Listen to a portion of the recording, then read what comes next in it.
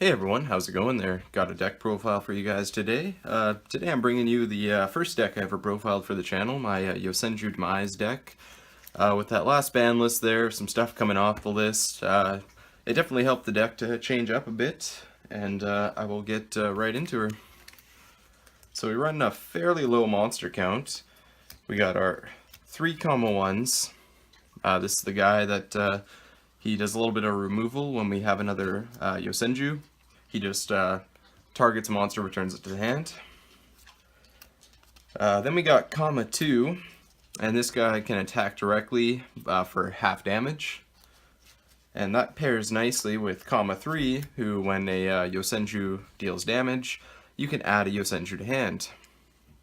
Our other 2 up for the Yosenjus is the Yosenju Sujik. And this guy, he's got he's like a battle hand trap, I guess you could say, but also when he's face up on the field, target a Yosenju and it gains 1,000 attack until the end of the turn. All these all the Yosenjus, they have effects where the turn they're normal summoned, they bounce back to hand on the end phase.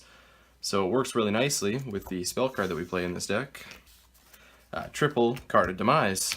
Draw until you have 3 in your hand, and end phase you discard everything in your hand. So, you know, this is a stun variant of the deck. So we're basically setting or placing continuous spells or traps, and we don't end up actually discarding anything off of card of Demise because we normal summon our Yosenjus. Then they bounce back to hand after you technically do your discard.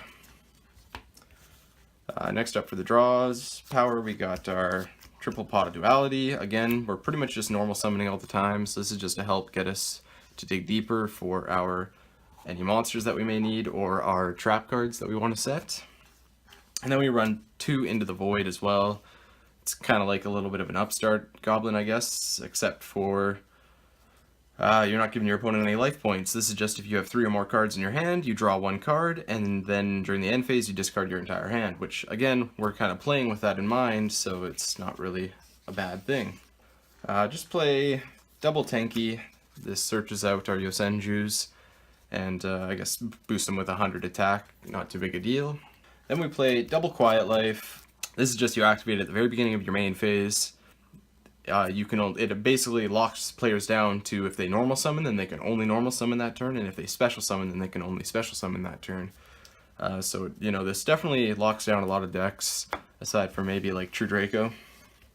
And then 1 dark hole, just because we're not going to have any monsters on the board, because our Yosenjus always bounce back.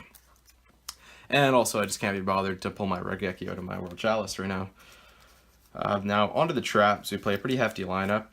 We play triple drowning Mirror Force. This is because our opponents will always be attacking us directly. Well, not always, but most of the time, just because our Yosenjus, unless they get like Effect Veilered or something,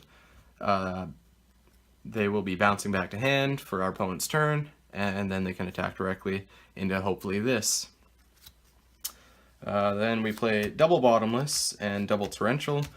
These cards recently just got unlimited, but you know, with a lot of our draw power, I don't feel the need to run 3 ofs because I don't want to see multiples of any of my traps. I'd rather just have kind of a good hefty amount of 1 of each, and then, you know, set 5, and then hopefully have variants just to be able to go off from there. Double lose 1 turn and double mistake. The double lose 1 turn just affect monsters, or monsters that are special summoned, they lose their effects for the turn that they were special summoned. And also, if they're special summoned in attack position, you change them to defense position. And the mistake, you know, after you've done your adding to hand off of your pot of duality, unfortunately mistake, you can't, basically I gotta say, you can't activate pot of duality while mistake is up, but you know, you're going first. You know, hopefully you've gone through all of your draw and adding to hand cards, you set your mistake, your opponent's turn comes, you flip it, and basically now they can't really do any searching because neither player can add cards from their deck to their hand except by drawing them.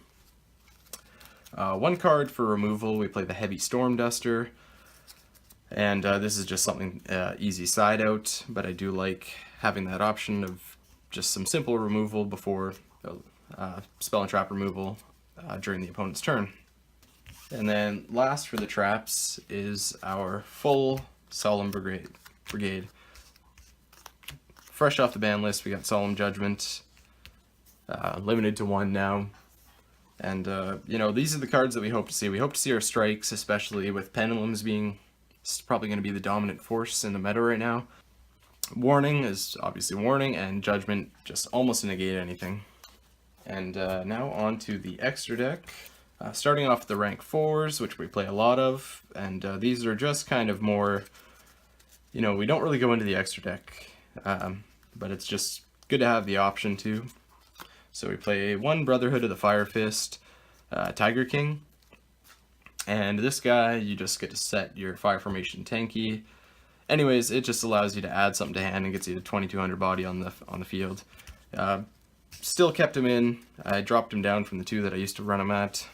We got the 1 Dweller, Baguska, Tornado Dragon, Castel, Samurai, Cowboy. Pretty standard for rank 4s for a lot of this. We do play 1 Giant Hand to negate an effect monster's effect. We play our 1 Ouroboros, Delteros, Diamond, just to go on top of that, and then a full Utopia package. And we do play 1 Stardust Dragon as well.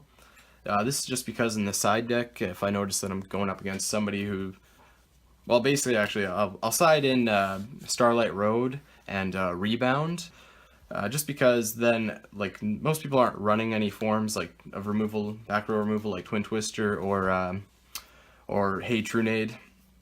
But you know, when you see them going into their side deck, then they probably are busting those out, because there's not much else that you would side in for a deck against a deck like this, unless it was like Cosmic Cyclones or something. But you know, I would just side in 2 Starlight Road and 2 Rebound, and that way I kind of have a little bit of protection from either Twin Twisters or Hey Trunade, and then whichever one you end up seeing them drop on you, that's what you side in for game 3. But anyways, that is it for this deck profile. Thank you for watching. If you have anything you would like to say about the deck profile or what you would do different, please feel free to put that in the comments below. And thank you for watching. Have a good one.